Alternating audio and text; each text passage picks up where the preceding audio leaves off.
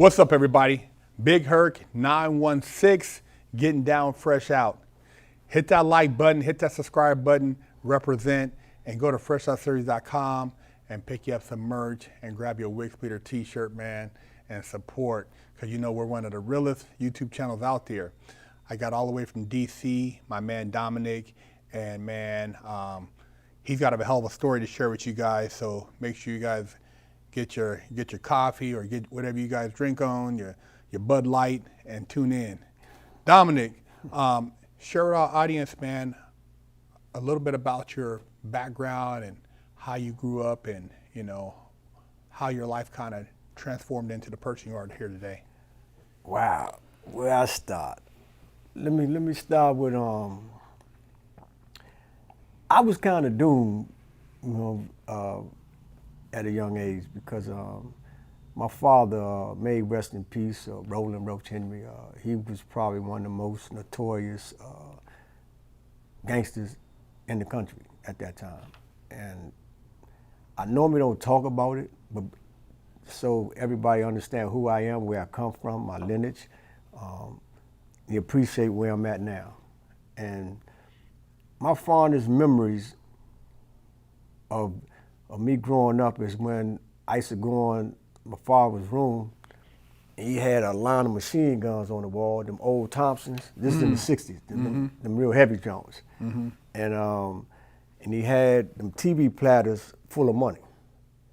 And this was a nice sized room, so give or take maybe a couple mil, and I used to just play with this stuff. You know, I remember the first time one of them Thompsons fell on me.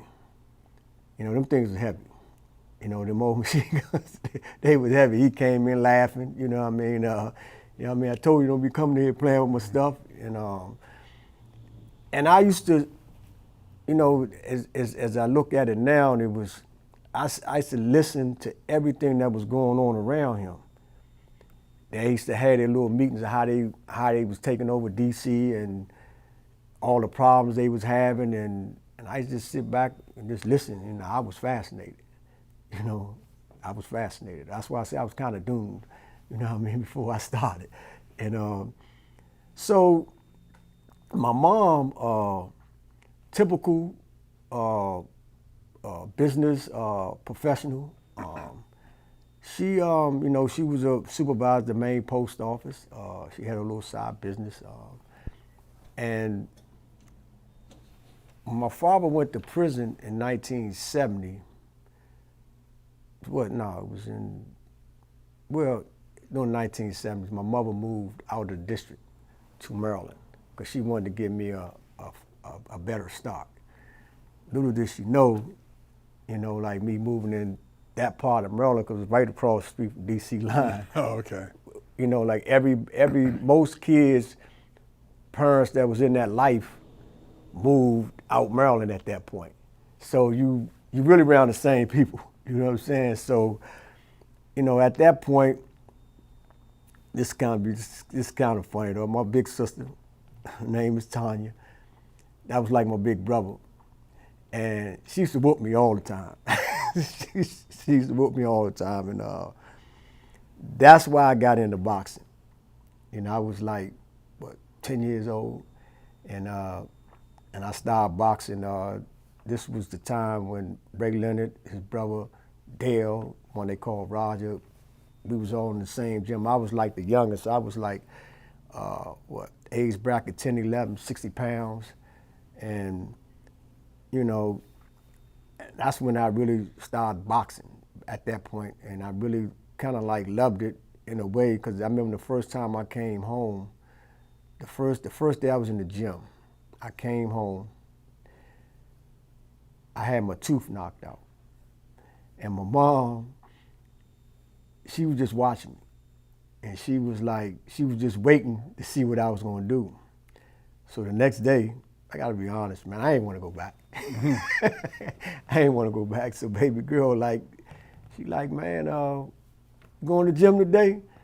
I made some excuse. She said, nah, come on, man, we going up in here today. So she took me back to the gym, and she looked at me, and she said, man, don't come home, man, until you pay him back.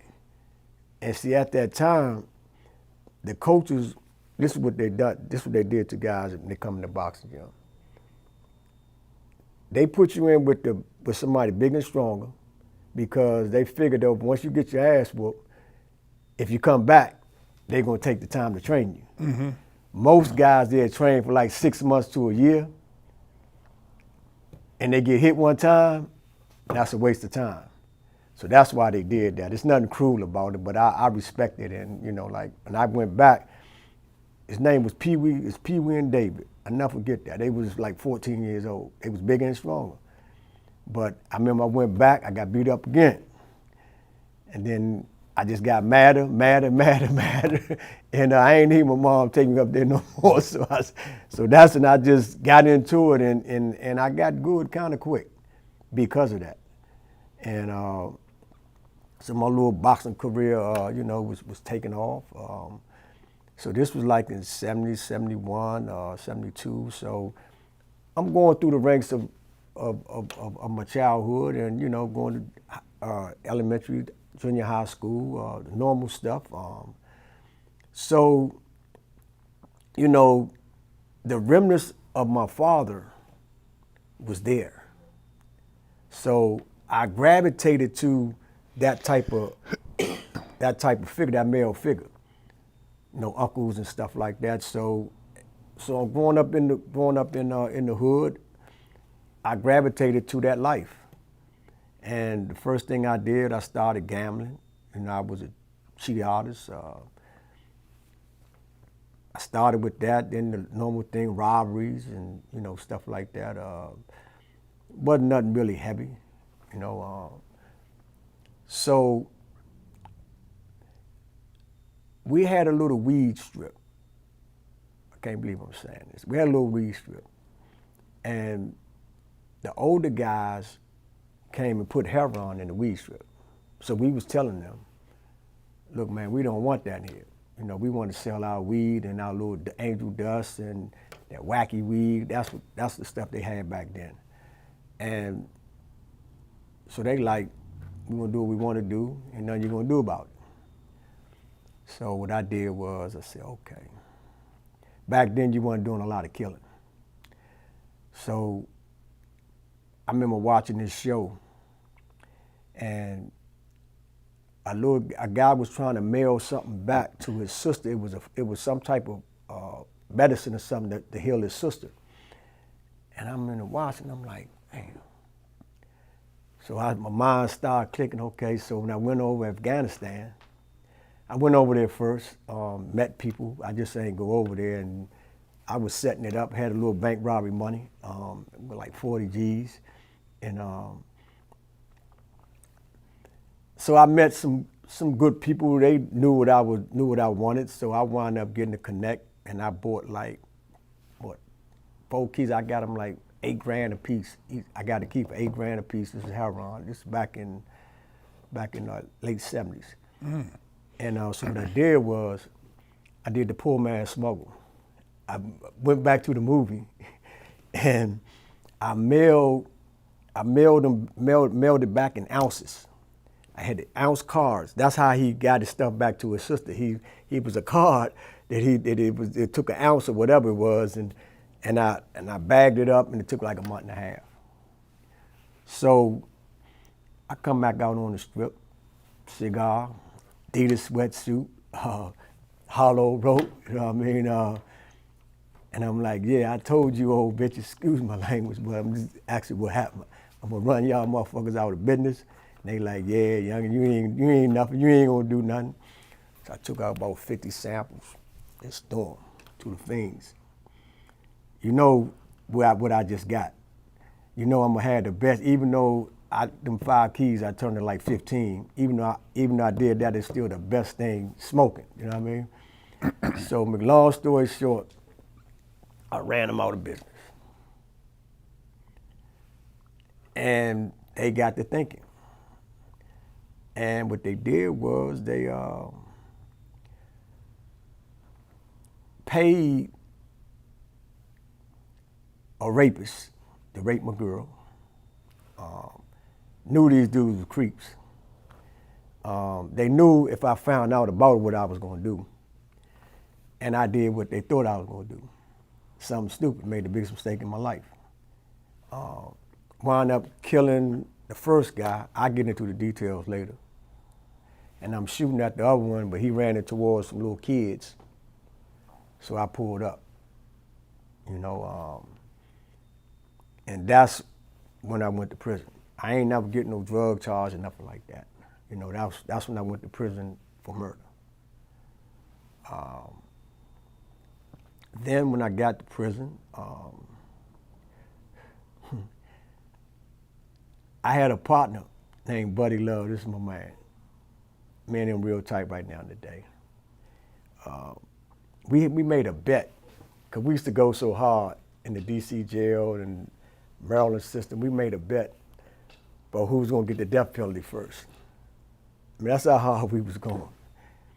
And that's the path my life was taking when I first got locked up. I took 40 years and turned it to life plus 40. Murder 1, murder 2, and the manslaughter. The murder 1 wasn't my case. I got that overturned later. You know what I mean? That's not my case. That wasn't my case. But the the manslaughter, you can't make this stuff up. This guy, he raped and strangled a 7-year-old girl, but he was in the prison acting like he was a tough guy. And, one thing led to another. He called himself calling me out because I was making statements at that point. We didn't want to be associated with nothing like that. No rapists, and I don't want them around me. So he was on this little tough guy stuff, and like he swung on me in front of the police. I knocked him out, stomped the shit out of him, and he died.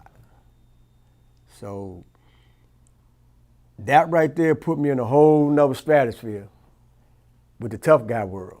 You know what I mean? I don't kill somebody with my hands and feet. So you know how that go. Mm-hmm. So I wound up going to Marion, Illinois, and I was locked down for 8.5 years, straight lockdown. And during that time, I want to go back to my transformation. What basically got me to change. The first component was my father. When he realized that I was, how hard I was going, he was kind of proud. I'm gonna keep it 100 with you. But on the other end of it, he said, "Man, I want you to be the last one that has to go through this in his family. Make sure you do that." That was pretty much the start. The second part was, I remember I was in Marin, and in Marin at that point, when you get in your visit, you had an orange jumpsuit on, and because it's max custody, you had to go on your visit with handcuffs and shackles. So my little daughter, she looked up and she started crying, telling my daddy a monster. Because you imagine what that do to a little kid to see big old orange jumpsuit with the leg irons and shackles on. And, like that right there did something to me. Because I looked at my girl, I said, "Look, y'all got to go. And don't even come up here no more." That right there got me, I'm just laying it out because if anybody tell you, and I know you know, that they change just like that, they lying. It's a process. It's a process of getting into it. It's a process of getting out of it. And I went through that process. I started studying psychology. I was a straight A student. The professors was kind of mauled at my essays, the intensity of the work. They was like, "How you doing this? Few people would do this well." Like the stigma African Americans, you know, you know what I mean, in prison for these type of cases, you know how that go, man. Yeah. And so, you know, these things just, you know, like incrementally, you know, start happening. So I would say I had a partner named Eddie Mathis. I ain't gonna call him my partner, it was my big homie. I can give it to him right, that's my big homie, Eddie Mathis, EJ. He told me, he said, man, he said, you know, the DC thing, man, he said, man, you know, like, we into so much shit, man. He said, man, I want you to change that image, man. And I looked at him like, man, how the hell can I do that? We ain't no gang. You know, DC's not a gang. Ain't nobody got to listen to me. And he like, man, you'll figure out a way. And I looked at him, yeah. And 2 years went past, I did. I started building bridges with Armed Brotherhood because we was at war with Armed Brotherhood and the Mexican Mafia at that point. And I didn't get into none of that. If you want to go into that, we can do that too. It's so much to unpack. Mm-hmm. You know, we would be here all day if I broke down every aspect of things I'm telling you. And if you want that, you know, we be No, here. no, I definitely, I want to get your backstory, and then also, you know, we'll get into it on a separate one because, you know, a lot of people have asked me, and you're the first individual I've interviewed from DC because people fear they heard stories about DC in prison. Yeah. DC guys, you know, and I knew I was cool with a lot of them because of how I carried myself, and I just, you know, I had a way of communicating which I was able to talk to a lot of different guys in different states where typically in the Feds you can only socialize with people from your area. Mm-hmm. But you know, I was cool with a few guys that were from DC, and a lot of people, you know, they've, especially on some of the YouTube, they've heard stories about DC dudes and running institutions and stuff, and it's like, yeah, you know, DC ain't no joke in the Feds. Yeah. You know, and 50 dudes from DC show up, it could change the whole dynamic of a yard because of just how they carry. And one thing I will say is that all the DC guys I knew stuck together. It wasn't like in California something happened, oh man, you from the Bay, oh man, you from here, DC. Man, if it's 50 DC, they all going hard. It ain't like one dude or he ain't, nah man, the whole DC car is on the yard. Mm-hmm. So that's one thing I seen that was different. I'm like, damn, you know, it's a different camaraderie or different level of just how they get down in the institutions. Yeah. Yeah. You know, I was always wanted to change that dynamic, and I think I did in most institutions I was in. What I mean by the dynamic, I'm talking about the negative part. I always look for ways to take the strength and turn it into a positive. And that's pretty much everywhere I went, the program I created, that's what we did. You know what I mean? We became a different force.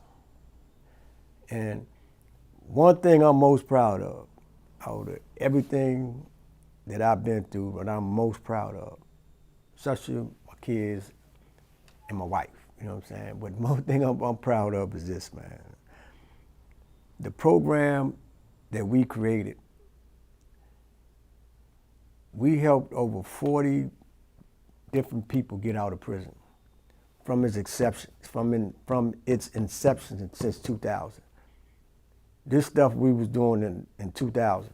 We just ain't started doing this. This is in 2000. And that is the thing I'm most proud of, and to see how strong it is today.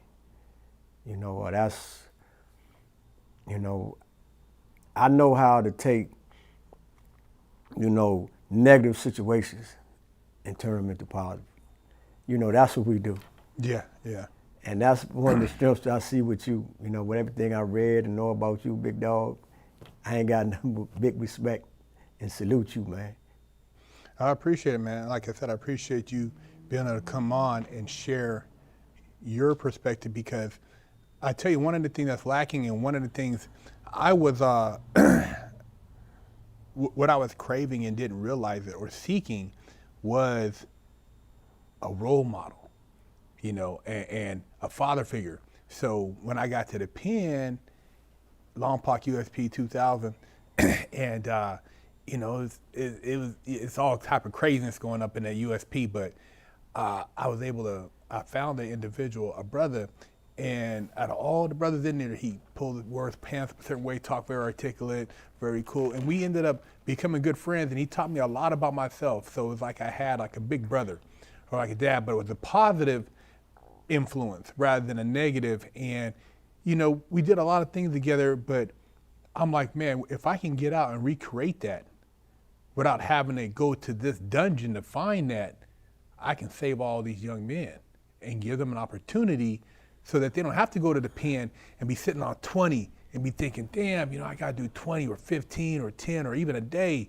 They can get it out here, and maybe I can help them realize something before they go behind them walls and have to deal with a situation they might not come home from. So that's what my big thing was, because I used to always think like, man, what if I could have recreated that experience without going to the penitentiary and being in this horrible environment? What if I could have found somebody like that on the street, or heard something, or had somebody that was, a positive role model? I never heard of a brother driving a Testarossa on the street, making, talking, being professional, talking about running business. I'd never seen that. I've seen working class dudes, I've seen squares, but not a dude who was, dapper, but also proper and had a sense of self. I've never seen that. So, there's not a lot of that out there, and that's one of the things that I pride myself, me and my partner, on Fresh Out, is that, not glorifying something to try to make it like it's a rite of passage or a badge of honor, but showing that you can do other things, and the same energy you put into the streets, if you put that into actually being a young professional, or taking whatever you're doing to the next level, man, you could run shit on the street legitimately. You ain't got to go to the penitentiary and be somebody, that's a shot caller or running the yard to be important, man. That's what they project a lot of that on a lot of these channels. Oh man, this dude, how much time you do? How many kids you see? Oh man, yeah, you was doing it. The dude did 30 years. His kids grew up, his grandparents died, his mom, and you guys want young kids to look up to? That's some bullshit. Look up to the dude who didn't go to the pen. What about the brother who, let's not glorify, because I don't want them young kids looking up to, oh man, I'll do that shit. I'll be that same dude. And you'll take another brother. I mean, it's the value. We don't even value each other. So I'm trying to, like you said, bring that value to this. And that's why this platform is like, people say, oh man, you say certain things about black. I said, dude, I want us to take accountability and quit going out and letting this so-called program make us think that we're glorifying something that's really setting us backwards, because we got so much more potential. I've seen some of the smartest people I've seen is in prison. Well, I'm glad that you the first one that just spoke what we all say all the time. You the first one in the media just spoke, and I'm gonna be specific what I mean by that. We don't have to go to prison to become men. You the first one that really articulated that. And that's something we work on every day. I don't like really talking about my past, but I know the only way that people can understand where I'm at now is understand the past. Yeah. I do not glorify it. And, one of our signatures in Young Men Incorporated, this is the inmate organization now. It started in prison, but now it's a professional organization. This is one of our strongest features. We don't want to be remembered for that. We want to leave a positive legacy. Yeah. We want to make sure that the youngest today don't travel that road, because we know it ain't nothing nice. And you don't really have to do that to be a man. And one of the things that we are currently doing now is we are putting more focus on the guys that's, not doing the bad thing, and training them so they can reach out to the ones that still caught up in the struggle. Because that's one of the problems we have. All the focus is going to the guys that's cutting up. Mm-hmm. And you got this pool, they out floundering now. So we're going to strengthen this pool, let them know, look, man, you don't have to come here. Then that pool can strengthen them because, yeah, we ain't killed nobody, but we in this together because Young Men Incorporated is a business for the young dudes. That's right. So I applaud you for that. I applaud you for that, man. You know what I mean? Because that's real. We do not want our youngsters thinking that they have to go to prison to become a man. Yeah, and the whole concept, you ain't nobody unless you have a body. That's sad, man. It's sad because all these bodies is brothers. You know, you say, oh, you ain't nobody unless you, and I listen to it sometimes, and I used to think, because juvenile hall, CYA, federal prison, I'm like, when I woke up and I'm in the feds, and I remember just juvenile hall, just working my way all the way up through that little thing, and I wasn't a dummy, straight A student, very smart, could have done a lot of things, but then, and I'm looking at the anger, where'd all the anger come from? Why did we channel the energy, and why these dudes, I'm looking at whether it's guys from Chicago, the Bay, LA, Florida, Virginia, and then the divide and how, and I'm like, why is there so much? But then I see these other groups, how they kind of sticking together, and I'm like, man, if brothers, if somehow they figured it out, the black community, dude, it'd be a force to be reckoned with, man. But it's so fragmented. And when I talk to all these different people, because a lot of people were then talking to different people, I would talk to a lot of different guys because I was in a law library, and I'd be like, there's a lot of commonalities, but nobody's talking because everybody's divided. So once again, that led me to be like, what could I do differently? Because I know when I got out, for me to be in prison and to see this, the God or the universe had a purpose for me. So the purpose is greater than me just doing this time. It wasn't a bank robbery. It was something else for me to get here because I didn't need to go do that. So when I'm looking at my situation, I'm like, okay, when the time comes, it will unveil itself, and then that's what led me on this path. And I know I'm really working against the narrative of what a lot of people are preaching, because I tell you right now, all these hip hop guys, all these dudes, all you talking about, dude, look, if you think you really want to sleep at night and you got a conscience thinking like you just whack somebody and it just goes away, that dude got family, he got kids, he got people that want to get, it ain't just you going to prison, you got people who want to avenge him. So it don't stop with just because you thought you was somebody. So it builds and it builds and it builds. So my thing is, before it even gets to that, we got to look at something bigger, and there's a bigger goal or bigger picture, which a lot of times they don't want us to realize that can turn our whole community around and really go above and beyond, because we have so much to give, but we don't share. And at the same time, it's still a lot of that mentality of not humbling yourself to learn from each other. And that's one thing I always remind myself, always be humble and not be prideful, because you never know who will bring you some information that'll change your life, or somebody who will open a door for you. It doesn't matter the age, it doesn't matter where they're from, it doesn't even matter the skin complexion. Be humble. And so I always try to do that daily, is be humble, man. And so like I said, my gratitude goes to you taking the time out to share your story, because if you go to bed with your story, who knows how these other people, how are they going to hear, where are they going to hear it from? What you have is something that could maybe change a generation. You know how many people are going to watch this video and listen to this story and rewind it, listen to it, rewind it, listen to it, maybe try to send a comment, message you or something. So it's important, that we have these other leaders come out and share and to pop holes in all the bullshit, because there's a lot of bullshit out there.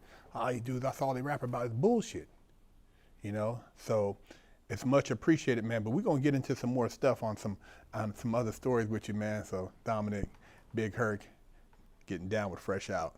You tired of smelling like stanky butt, funky armpits? Wash your ass. Go to FreshOutSeries.com and pick you up a bar of soap.